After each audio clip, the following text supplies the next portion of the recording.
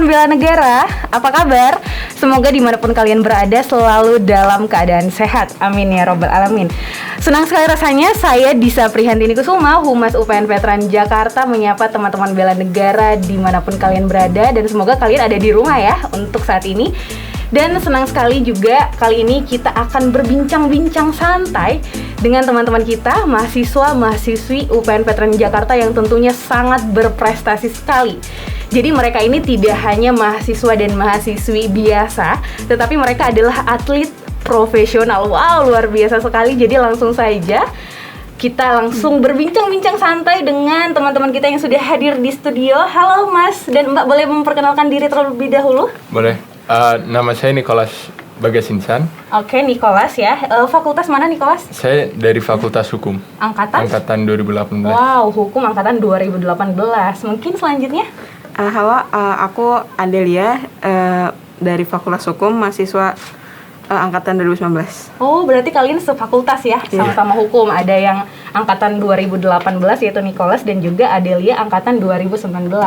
Nah, denger-denger nih, mereka ini baru pulang dari kegiatan yang sangat bergengsi sekali di Indonesia, yaitu PON yang ke-20 yang diselenggarakan di Papua ya, tahun 2021. Boleh tepuk tangannya. Oke, sebelum kita berbincang-bincang secara lebih detail lagi, secara lebih mendalam lagi nih dengan dua teman kita yang super berprestasi, mungkin kita boleh dong tahu nih, mungkin teman-teman di rumah juga ada yang kurang familiar. PON ke-20 Papua 2021 itu apa sih Kak? Gitu, mungkin boleh dijelaskan dari Nicholas? Jadi PON 20 2021 Papua itu suatu acara olahraga yang diselenggarakan 4 tahun sekali. Tahun lalu 2016 itu diselenggarakan di Jawa Barat, dan tahun ini diselenggarakan di Papua, di daerah Sentani dan Timika. Oke, jadi di dua tempat itu ya, di dua lokasi tersebut ya. Iya. Nah, kita kan di sini tadi sudah ngobrol perkenalan dari nama, terus fakultas dan angkatan. Nah, dari masing-masing nih antara Nicholas dan Adelia, kalian itu masuk di cabang olahraga apa sih? Kalau Adelia? Aku dari terbang layang kebetulan. Terbang layang, wow, keren banget. Kalau Nicholas? Kalau aku dari baseball. Baseball, wow, luar biasa sekali ya teman-teman kita ini. Mungkin dari Nicholas dulu deh. Kok bisa tertarik sih memilih cabang olahraga baseball? Apakah memang dari kecil suka berlatih baseball, atau kayak pas remaja nih baru kayak iseng-iseng teman-teman ikut baseball segala macam, atau gimana sih? Kalau aku udah dari umur 5 tahun, kakakku itu dulu main baseball. 5 tahun? Iya. Keren. Terus? Abis itu aku diajakin main baseball, jadi aku ikut juga. Jadi dari umur 7 tahun aku udah mulai ikut baseball, latihan di klub Garuda. Abis itu beberapa kali mewakili nama Indonesia buat pertandingan baseball internasional di Asia. Abis itu pada tahun 2016 saya ngikutin PON 19 di Jawa Barat, mewakili DKI Jakarta, dan alhamdulillah berhasil meraih medali emas. Wow, luar biasa. Iya, dan setelah itu saya berlatih sama dengan DKI Jakarta, mengikuti seleksi Prapon 2019. Setelah itu saya pindah ke daerah Banten untuk mewakili Banten. Jadi PON ke-20 ini yang diselenggarakan di Papua bukan kali pertama kamu mengikuti kompetisi yang bergengsi seperti ini ya? Iya. Jadi luar biasa gitu. Aku pun dengar, dan mungkin teman-teman bela negara yang ada di rumah juga pasti speechless lah ya. Speechless gitu ya, kayak wow, kita punya temen nih, apalagi mungkin teman-teman fakultas hukum, kayak wow, keren banget nih teman-teman kita, sangat berprestasi di luar akademik begitu ya. Itu tadi cerita sedikit tentang Nicholas nih. Kita penasaran nih, terbang layang gitu. Kok seorang Adelia ini bisa suka dengan terbang layang? Mungkin boleh diceritakan sedikit ya Adel ya. Dari pertama kali kamu tertarik dengan terbang layang, sama mungkin pengalaman-pengalaman sedikit gitu yang bisa dibagi oleh teman-teman bela negara yang ada di rumah. Jadi kebetulan papaku atlet juga. Wow, kayaknya semuanya keluarga atlet. Tadi Nicholas kakaknya, kebetulan pas Adel papahnya. Iya ya? Betul. Jadi dari kecil sama juga dari 5 tahun itu udah ikut papa ke lapangan untuk merhatiin. Terus pas SMP itu 2015, umurnya 14 tahun, itu aku baru diajak sama papa terbang pertama cobain dulu kayak gimana rasanya gitu. Terus abis itu ternyata seru juga, kita bisa megang awan di atas. Keren banget. Ya, dan dari situ kayak ditanya, kamu mau lanjut gak gitu. Terus kayak oke, boleh gitu. Dulu pertama kali cobanya para layang dulu, yang itu di Bali. Ya, terus kayak pas ngerasa oh oke, ternyata ini hampir sama gitu rasanya. Dan 2015 terus langsung training center ke Australia waktu itu, sama juga 2 minggu. Setelah itu ikut Bupati Jember waktu itu, terus juga kita ke Pacitan bareng-bareng juga training juga sama. Dan waktu itu pas PON Jawa Barat kebetulan ikut juga praponnya. Itu dapat kebetulan masih kelas junior dan masih sama partner cowok. Itu kita dapat emas dan perunggu. Wow, keren. Dan ini PON aku juga di Papua itu dapat perunggu, tapi kelasnya udah yang senior. Jadi senior ya? Iya, betul. Oh, jadi memang kamu mengikuti tahapnya ya? Iya, betul. Step by step begitu Iya. ya? Wow, luar biasa. Jadi, apa namanya ya? Aku berada di tengah-tengah mereka tuh berasa atlet juga ya gitu. Selain dari pakaiannya, emang kita udah janjian ya kita pakaian sporty ya. Semoga juga teman-teman bela negara yang ada di rumah udah ngeliat nih, wah kayaknya hostnya juga atlet gitu ya. Karena denger cerita dari mereka tuh luar biasa memotivasi banget gitu, kayak apalagi cabang olahraga yang mereka ikuti adalah cabang olahraga yang istilahnya kayaknya kurang ini ya, kurang familiar begitu. Maksudnya kalau untuk orang awam seperti aku gitu ya, kayak wah baseball tuh kayaknya ada di luar negeri doang gitu kan. Sebagian mungkin yang berpikiran seperti itu. Dan kayak terbang layang tuh kayak gimana sih bedanya dengan pesawat tuh apa sih gitu. Ya perbedaan yang paling umum ya paling kita tahu pesawat itu pakai mesin, terbang layang enggak, tapi ya udah cuman sekedar kayak gitu doang gitu. Nah kalau di cabang olahraga terbang layang ini pesertanya itu dari mana aja, terus diselenggarakannya di mana? Kalau pesertanya itu kebetulan kita ada 7 kontingen. Itu DKI, Banten, Papua, Jatim, Jateng, DIY. Terus rata-rata itu aku termuda. Wow. Rata-rata mereka umurnya 30 sampai 60 tahun. Iya, Dan di kita itu cuma ada pembagian kelasnya itu putra dan putri. Putri pun aku barengan lawanan sama yang senior yang udah ikut PON berkali-kali. Oke. Dan untuk terbang layang sendiri kan beda-beda ya. Kalau misalkan aku dari DKI itu biasanya di Pondok Cabe latihannya. Cuma karena udah digusur, jadi aku pindah ke Lanut Surya Dharma, itu di Subang. Latihannya bareng sama Banten dan juga Jabar gitu. Oke, wah luar biasa sekali. Nah itu tadi sekilas tentang terbang layang ya teman-teman. Nah sekarang kita beralih ke baseball. Pesertanya tuh dari mana saja, ada berapa kontingen, terus diselenggarakan di mana nih Nicholas? Kalau diselenggarakannya di daerah Sentani, lapangan baseball dan softball. Kalau perbedaannya baseball dan softball itu, baseball lebih besar lapangannya, kalau softball itu lebih kecil. Habis itu yang mengikuti perlombaan itu ada DKI, Lampung, Banten, Jabar, Papua, Kalteng sama Kaltim. Nah, tapi pas prapon kemarin itu ada banyak, lebih dari 7 itu. Dan pas prapon itu dikikis lagi. Siapa yang bakal lolos ke PON. Wow, dan yang lolos itu? Dan yang lolos yang 7 tadi. Oh, yang tadi yang kamu sebutin ya, oke. Wow, luar biasa. Nah, persiapan apa sih yang Nicholas sudah siapkan dari jauh-jauh hari untuk mengikuti PON ke-20 ini? Kalau persiapannya, kami udah berlatih dari tahun 2020 sih. 2020 Januari. Habis itu kami mengikuti beberapa turnamen, melawan daerah-daerah ini juga untuk berlatih supaya bisa bermain lebih baik lagi di 2021. Habis itu kami mengikuti training camp, yaitu kami tinggal bersama-sama selama 2 bulan. Habis itu dan tiap hari yang paling penting memang latihan ya. Latihan, benar. Oke. Terus dari Adel persiapannya juga kurang lebih latihan atau mungkin ada yang lain, kan kalau baseball mungkin istilahnya di darat begitu ya, jadi kita bisa kebayang nih. Nah kalau terbang layang itu gimana? Kalau terbang layang kebetulan karena kalau di Indonesia kan awannya lebih rendah, jadi kita lakuin pemusatan latihan di Australia. Wow, yang kebetulan waktu itu pernah coba dan kita ada soaring juga kan, jadi pernah sampai ketinggian 8.000. Jadi kita terbang di lapisan awan pertama di atasnya, Itu bersama dilatih juga sama pelatih dari sana. Untuk teknis-teknis pembentukan awan itu yang udah jadi kayak gimana dan lain-lain gitu. Jadi teori juga, praktek juga. Karena kalau di Indonesia kan lebih minim ya untuk soal praktek dan teori juga. Terus juga sama juga ikut beberapa turnamen sama kontingen-kontingen lain. Terus ada juga tes fisik.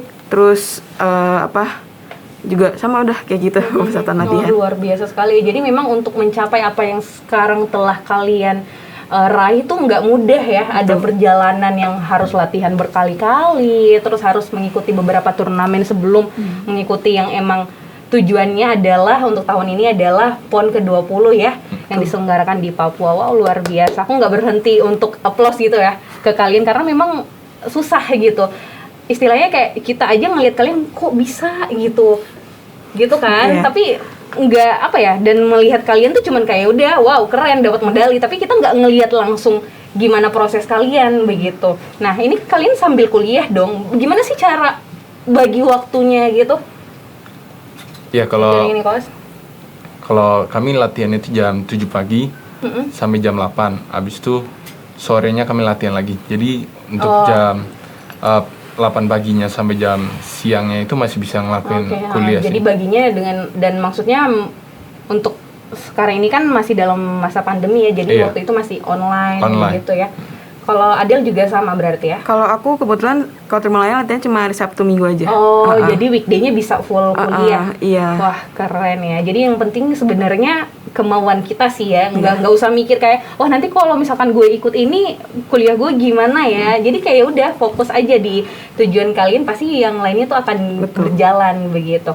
Nah terus boleh mungkin dibagi informasinya ke teman-teman bela negara yang ada di rumah.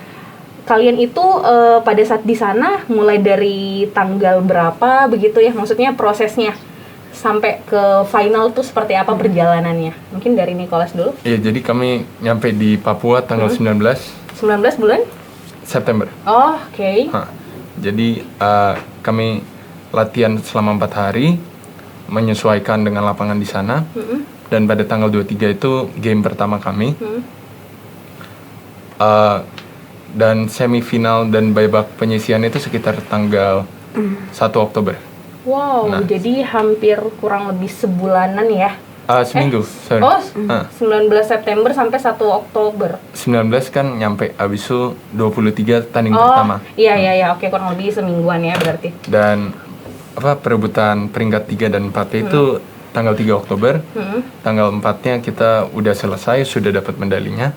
Dan tanggal 5-nya kami pulang. Wow. Kalau Adel gimana? Sama juga kurang lebih range waktunya? Kalau aku tanggal 17 berangkatnya. Terus tanggal 20-nya itu latihan pertama. Tapi kita nggak ada latihan di sana. Jadi langsung persiapannya aja ya? Jadi kita datang langsung tanding gitu. Jadi makanya aku bilang itu tantangannya, kita nggak tahu tepat lokasi landing kita di mana. Medannya kayak gimana, terus dan kita langsung landing gitu. Terus, dan kamu berhasil mendapatkan medali perunggu. Iya, betul. Karena di sana hujan kan, kondisi Papua kan nggak nentu kan. Kadang hujan terus tiba-tiba langsung panas gitu. Terus makanya juga di cabur aku itu nggak ada ronde 2, jadi langsung ronde 1 kayak gitu.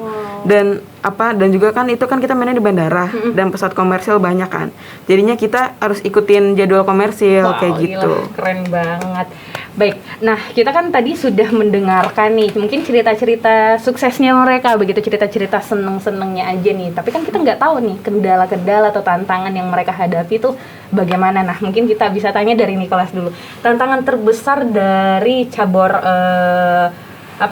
baseball ini tuh apa sih yang Nicholas hadapi dan bagaimana caranya Nicholas untuk melewati struggle itu gitu? Oke. Kalau personal yang saya sendiri dan bukan tim sendiri, jadi saya posisinya pertama itu pelempar itu pitcher. Dan pas saat latihan pitcher, saya sempat merobek tangan saya. Merobek, cedera gitu? Iya, namanya ada labrum, itu yang mengikat otot dengan tulang. Itu saya robek, jadi saya pindah posisi menjadi pemukul. Nah, saya pindah jadi posisi memukul, tidak ada apa-apa, tangan saya nggak kenapa-napa, tapi lutut saya jadi tendonitis. Oh, itu kenapa tuh? Itu kayak robek tapi minor, tidak terlalu besar. Tapi itu bukan suatu halangan begitu ya? iya, puji Tuhan tidak kenapa-napa sih pas pada saat turnamen. Habis itu setelah ini rencana saya setelah PON ingin operasi. Wah, jadi ini sementara kita wawancara ini masih cedera begitu, belum ada Masih. tindak lanjut. Ya Allah. Wah, luar biasa. Semoga cepat diatasi dengan baik ya, jadi bisa beraktivitas kembali. Iya, terima Oke, kasih. kalau untuk Adel gimana tuh Adel? Rintangan terbesar yang kamu rasakan mungkin bisa dari awal kamu terjun ke dunia terbang layang ini seperti apa, dan bagaimana cara kamu untuk menghadapi itu? Kalau dari aku sendiri, karena kita terbang layang kan juga sama kayak pesawat biasanya kan. Jadi gimana aku caranya untuk belajar sesuatu yang aku tuh sebenarnya itu bukan keterampilan aku sendiri gitu, tentang pesawat dan lain-lain, tentang radio telepon dan lain-lain kan. Terus juga menurut aku yang di sini tuh benar-benar mental banget sih, yang yang kita harus hadapin banget kan, karena kita di atas, kita tanpa mesin, dan kalau misalnya udah ketinggiannya udah habis dan waktunya landing, kita harus landing gitu. Dan kita harus pinter-pinter di atas itu, nggak sekedar mikirin kita landing di titik itu, enggak. Kita harus tahu tempat mana yang lokasinya itu datar, kayak misalkan kayak sawah dan lain-lain, untuk kita emergency landing. Karena kadang kalau misalkan kita udah di atas, kan aku ditarik dengan pesawat mesin ya, talinya suka putus. Itu baru ketinggian 300 dan seharusnya tuh aku udah landing. Jadi kadang aku suka request untuk emergency landing gitu. Pernah juga karena di Kalijati itu kan tempatnya untuk helikopter. Pernah waktu itu landing bareng, karena seharusnya tuh nggak boleh. Kalau misalnya aku kena washnya dari baling-balingnya, itu bakalan kepental gitu. Terus juga pernah masuk awan yang aku nggak tahu itu posisi di mana, tiba-tiba nembusnya ke jalan tol di Bandung. Ya ampun. Iya. Tapi aman. Tapi aman, alhamdulillah aman, karena kita ngeliat ke kompas. Dan kebetulan aku sama si pilot juga depan, jadi kita ini di mana ya gitu. Terus aku bantu kontak radio, terus yang depan ngekontrol untuk tempat-tempatnya di mana. Terus kemarin sih yang di Papua, dan di Papua kebetulan juga masuk awan dan itu rendah. Aku nggak tahu kalau misalkan ada kontingen lain, itu dari Jatim. Pas aku keluar dari bawah ngekontak, hati-hati ada pesawat. Aku nggak tahu. Iya. Pas aku lihat ke kanan, sayapku gini, yang ini gini, hampir skid, hampir gini. Dan itu aku langsung memutuskan, dia udah calling untuk landing duluan. Cuma aku udah rendah banget, aku langsung request untuk landing duluan daripada dia. Dan sampai di bawah langsung kayak, wow, masih bisa di bawah gitu. Ya kan, karena kalau udah ketekan langsung sayapnya hilang, dan nggak bisa, nggak bisa diapa-apain lagi gitu. Wow. Terus juga kemarin sempet jatuh juga kan, lutut kena. Terus kebetulan dan tadinya rencana besok mau tanding, akhirnya di reschedule. Akhirnya aku pas lututku udah selesai baru aku turun di pertandingan itu gitu. Wow, keren banget. Berarti intinya adalah jangan panik sih. Iya, aku betul. nggak kebayang sih, Del, kalau misalkan aku di situ kayak, aduh gimana nih. Iya. Udah jatuh duluan kayak pesawat aku. Bener. Makanya aku di situ tuh gimana cara kita untuk ngelawan diri sendiri sih. Karena kalau misalkan kita panik nih, nggak bisa, udah kita harus tenang, kayak misalnya kalau ketinggian kita harus ngapain ya, nggak bisa gerabak-gerubuk gitu kan. Kalau misalnya gitu udah kita terbangnya oleng-oleng. Kebayang sih.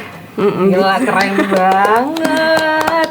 Oke, itu tadi yang Adel ceritakan istilahnya teknis ya, itu seperti lebih ke teknis begitu. Nah, saya dan Adel itu dan Nicholas juga udah sempat melakukan wawancara by online begitu.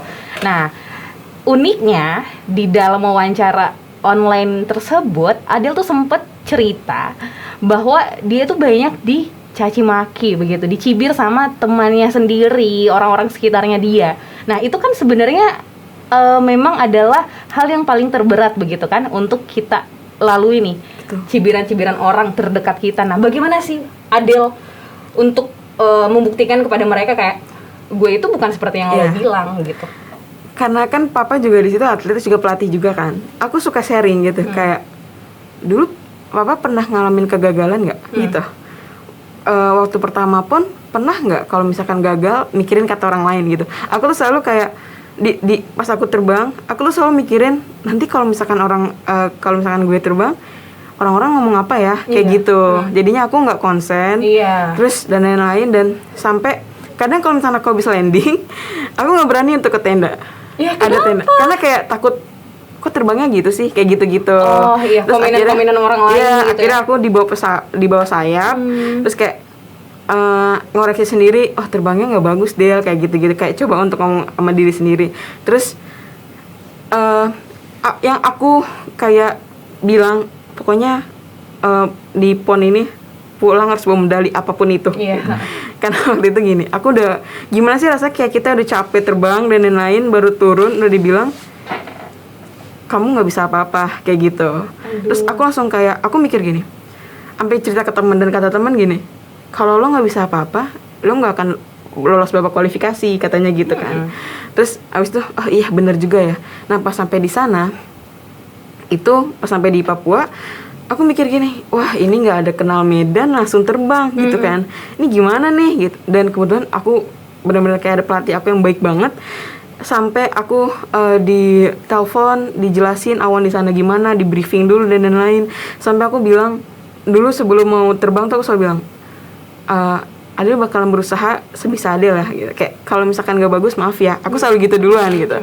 Terus sampai kayak pas aku terbang, aku bilang aku minta izin dulu ke Allah kan, kayak izinkan saya untuk membawa pesawat ini kayak gitu. Terus dan kalau di sana itu kalau kita landing itu diperhatiin sama seluruh orang-orang. Iya dong. Itu yang bikin kita tuh kayak wah itu deg-degan banget. Tertuju ke kamu gitu ya. Betul. Dan kayak oke, nggak boleh panik.